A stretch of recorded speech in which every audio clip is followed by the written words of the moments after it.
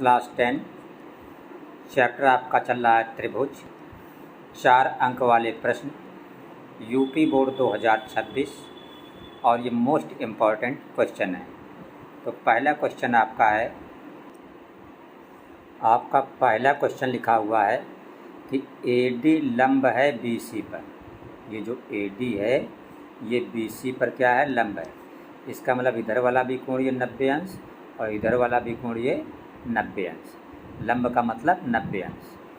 और BD बटे DA, BD का मतलब ये वाली भुजा यहाँ से यहाँ तक और DA का मतलब ये वाली भुजा बराबर DA बटे DC। DA का मतलब यही ये भुजा और DC का मतलब ये भुजा। तो देखिए इधर से इस भुजा और इस भुजा के बीच कोण क्या है, 90 अंश। और इधर से भी इस भुजा और इस भुजा के बीच कोण क्या है, 90 अंश। तो जब ऐसी कंडीशन होती है तो दोनों त्रिभुज क्या हो जाते हैं, समरूप। किस कंडीशन से, SAS, साइड कोण साइड, हिंदी में भुजा कोण भुजा। तो हम लिखेंगे इसलिए त्रिभुज जो ये ABD है ये क्या हो जाएगा, समरूप हो जाएगा। ये चिन्ह समरूप का होता है किसके, त्रिभुज ACD के। और आप जानते हो जब भी दो त्रिभुज समरूप होते हैं तो उनके संगत कोण क्या होते हैं, बराबर होते हैं। तो आपको ये ध्यान रखना है इस सवाल में कि इस कोण के संगत कौन सा होगा, ये हिस्सा, और इधर वाला इस कोण के संगत कौन सा होगा, ये हिस्सा। बस इतनी बात अगर इस क्वेश्चन में ध्यान रहे तो क्वेश्चन आपका लग जाएगा। तो आप लिखोगे कि कोण, इसका नाम क्या दोगे, ABD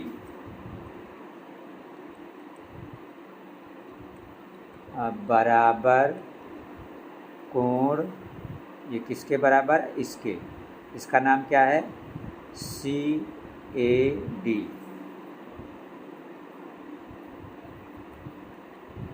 एक ये समीकरण बन गई। और दूसरा क्या होगा, ये वाला किसके संगत है, इसके। तो इसका नाम आप क्या लिखोगे, BAD, कोण BAD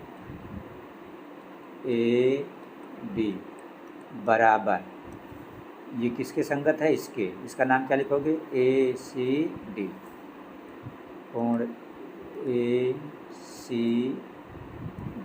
ये समीकरण हो गई 2। अब आप क्या करोगे, इसको जोड़ दोगे, 1 और 2 को। कैसे जोड़ोगे, इसका जो ABD है ये वाला और इसका ACD, तो लिखोगे कोण ABD प्लस कोण ACD, ये बराबर लिख दोगे ये CAD प्लस BAD, कोण CAD प्लस कोण BAD।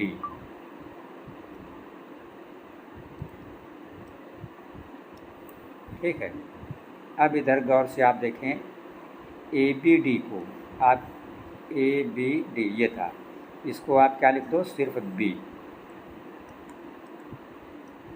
प्लस इसी तरह जो ACD है, ACD ये वाला, ACD को आप सिर्फ क्या लिख दो, C लिख दो, कोण C बराबर। अब ये क्या देखो, CAD का मतलब ये इधर वाला, और BAD का मतलब इधर वाला। तो दिस प्लस दिस मिलके पूरा क्या हो गया, A हो गया। तो CAD प्लस BAD की जगह क्या हो गया, कोण A हो गया। ठीक है। अब इसमें आप क्या करोगे कि दोनों ओर क्या करोगे, कोण A जोड़ दोगे।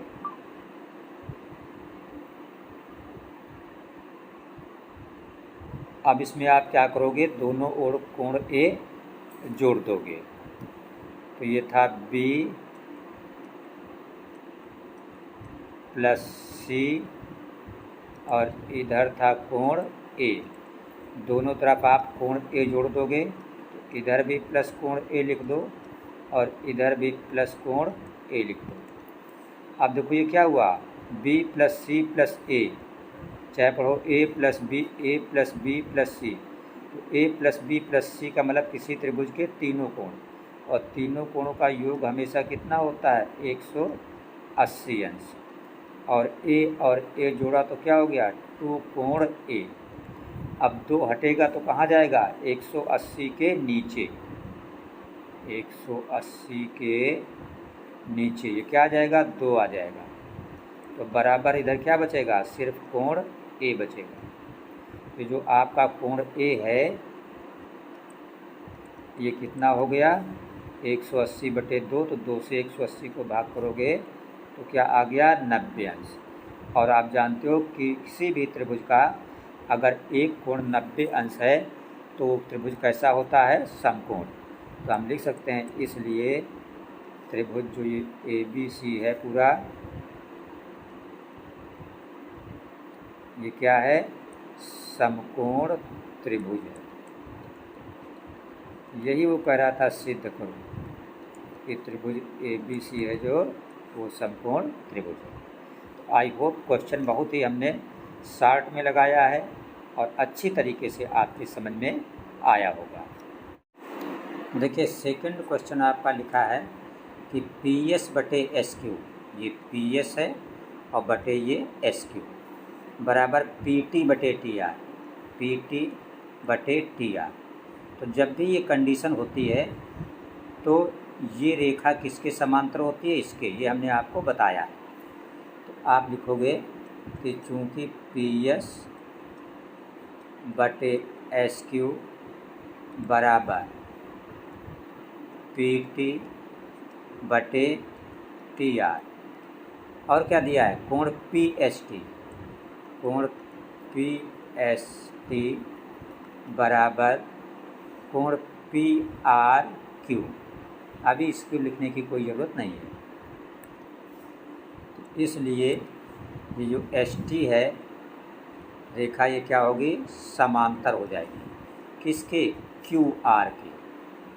ठीक है, ये हमने बात आपको 1 नंबर वाले क्वेश्चन में भी बताई है और 2 नंबर वाले भी क्वेश्चन में, क्या कि जब भी this upon this equal this upon this, तब ये रेखा इसके समांतर होगी। तो हमने लिख दिया कोण PST बराबर कोण PQR। ऐसा क्यों, ऐसा इसलिए क्योंकि ये रेखा समांतर है और ये दोनों कोण बराबर हैं। क्यों बराबर हैं, क्योंकि ये दोनों कोण कहे जाएंगे संगत कोण, और संगत कोण हमेशा बराबर होते हैं। इसको समीकरण नंबर 1 आप डाल दीजिए, समीकरण नंबर 1। ठीक है, फिर आप क्या लिख देंगे, जो आपको दिया है ये वाला कि कोण PST बराबर कोण PRQ, यह आपको क्वेश्चन में दिया है, इसलिए ब्रैकेट में आप लिख देंगे दिया। एक समीकरण आपकी ये है, एक समीकरण आपकी ये है, इसको आप नंबर 2 बोल देंगे। अब आप देखिए यहाँ भी PST लिखा है और यहाँ भी PST लिखा है। इसका मतलब समीकरण 1 और 2 का लेफ़्ट साइड बराबर है। तो जब लेफ़्ट साइड बराबर है तो दोनों समीकरण का राइट साइड भी बराबर होगा। तो आप लिखेंगे समीकरण 1 और 2 से ये कोण PQR, ये वाला राइट साइड बराबर इस राइट साइड के बराबर PRQ। ठीक है, आप देखिए PQR में बीच में अक्षर कौन सा है, Q। Q का मतलब आपका ये वाला कोण। PRQ में बीच में अक्षर कौन है, R। R का मतलब ये वाला कोण, बीच में बराबर। ये दोनों कैसे निकले, बराबर। Q बराबर R। तो जब किसी भी त्रिभुज में 2 कोण बराबर होते हैं तो उन्हें क्या कहा जाता है? समद्विबाहु त्रिभुज कहा जाता है। ठीक है। और जब कोण बराबर हैं तो उनके सामने की भुजाएं भी बराबर होंगी। जैसे Q के सामने भुजा कौन सी है? PR। और R कोण है, R के सामने भुजा कौन है? PQ।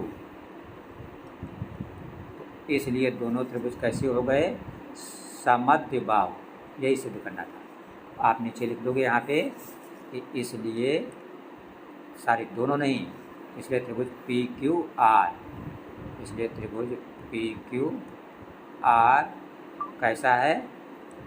समद्विबाहु त्रिभुज। यही आपको सिद्ध करना था। काफ़ी आसान सवाल है, सिर्फ थोड़ा सा समझना था आपको। देखिए क्वेश्चन नंबर 3 है कि एक समबाहु त्रिभुज ABC, ये ABC कैसा त्रिभुज है? समबाहु। इसकी हर भुजा 2A है। इसका मतलब AB है, ये भी आपकी 2A है, ये जो AC है ये भी 2A है, और जो पूरी BC है ये भी 2A है। तो कह रहा प्रत्येक शीर्ष लंब की लंबाई ज्ञात करो। शीर्ष लंब क्या है? AD। तो आपको पता होना चाहिए, तो आपको क्या पता होना चाहिए कि समबाहु त्रिभुज में शीर्ष से, ये शीर्ष हुआ, सम्मुख भुजा कौन सी हुई? BC पर डाला गया लंब कौन है? AD, उसे 2 बराबर भागों में बांटता है। किसको? इस भुजा को। तो इसका मतलब ये जो BD हिस्सा है ये इतना, ये भी A हो जाएगा आपका, और ये जो CD हिस्सा इधर वाला है ये भी क्या हो जाएगा? A हो जाएगा। क्यों? क्योंकि भुजा कितनी है? 2A। ये भी 2A थी, ये भी 2A थी, ये भी 2A है। और ये लंब क्या करता है? इस भुजा को 2 बराबर भागों में बांटता है। तो 2A का आधा क्या हुआ? A। तो इसलिए BD भी A और CD भी A। तो इसलिए आप लिख सकते हैं कि BD हो ये वाला, और बराबर चाहे ये BC हो, ये बराबर कितना हो जाएगा? A हो जाएगा। अब हमें निकालना क्या है? शीर्ष लंब AD। तो लंब का मतलब ये कोण कितना होता है? 90 अंश। तो जब 90 अंश है तो ये त्रिभुज क्या हो गया? समकोण। त्रिभुज ADC कैसा हुआ? समकोण त्रिभुज हुआ। ठीक है। और आप जानते हो समकोण त्रिभुज में क्या होता है? ये लंब है, तो लंब स्क्वायर मतलब AD स्क्वायर प्लस आधार क्या है? DC स्क्वायर बराबर 90 अंश सामने क्या है? AC, तो कर्ण स्क्वायर। 90 अंश के सामने की भुजा क्या कहते हैं? कर्ण। ये पाइथागोरस थ्योरम है।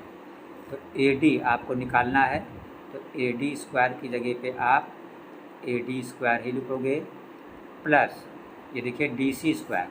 तो DC कितनी है? A है, तो यहाँ पे A का स्क्वायर होगा, तो ये हो जाएगा A स्क्वायर बराबर AC कितनी है? 2A।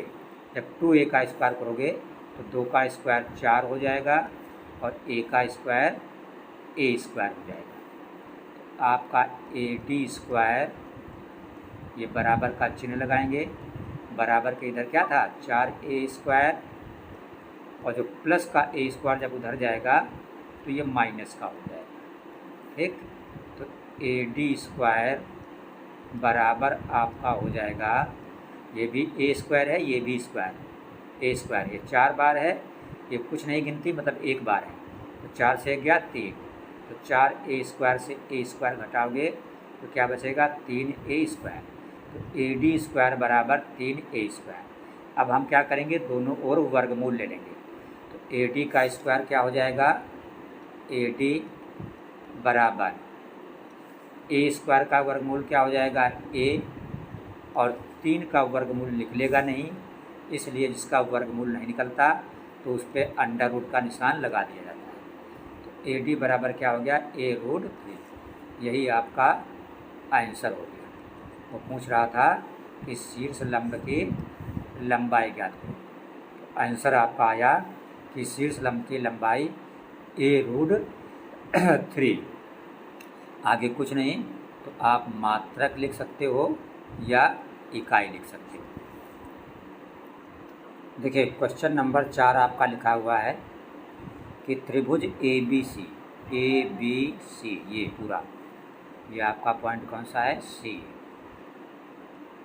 ठीक है, ए बी सी में बी समकोण है, मतलब ये कोण पूरा कितना है, बी वाला 90 अंश, ये निशान यहाँ पे बना है। बी डी यहाँ पे पॉइंट का मतलब गुणा, बी डी सॉरी कामा है, ये बी डी जो है कामा लगा है, बी डी ए सी पर लंब है, जो बी डी है ये इस ए सी पर लंब है, तो इधर का कोण भी ये 90 अंश हो जाएगा और इधर का कोण भी 90 अंश हो जाएगा, क्योंकि ये लंब है।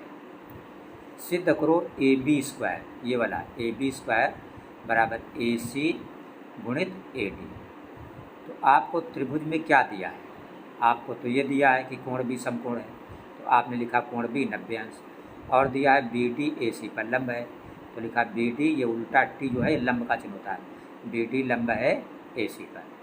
देखिए आप एक बार ले लें त्रिभुज ए बी सी, आप लिखिए त्रिभुज ए बी सी, और आप दूसरा त्रिभुज ले लीजिए ये ए बी डी, त्रिभुज ए बी डी में, ठीक है, दो त्रिभुज ले लीजिए। तो देखिए त्रिभुज ए बी सी का ये वाला कोण बी बराबर ए बी डी का ये इधर वाला, भाई ये भी 90 अंश है और ये इधर वाला भी 90 अंश है, तो इसको बोलोगे ए डी बी, कोण ए डी बी। इसको एक अक्षर से इसलिए बोल दिया क्योंकि त्रिभुज ए बी सी में जब आप बी बोलोगे तो इसी को समझा जाएगा, लेकिन ए डी बी में इसमें आप डी नहीं बोल सकते हो, क्योंकि इधर भी डी बोला जाएगा इधर भी डी, तो जब कन्फर्म नहीं होता तो कोण को 3 अक्षर से लिखा जाता है, इसलिए इस कोण को आप डी न लिख के ए डी बी लिखो, ठीक। अच्छा अब दूसरा देखो, ये जो कोण ए आपका है,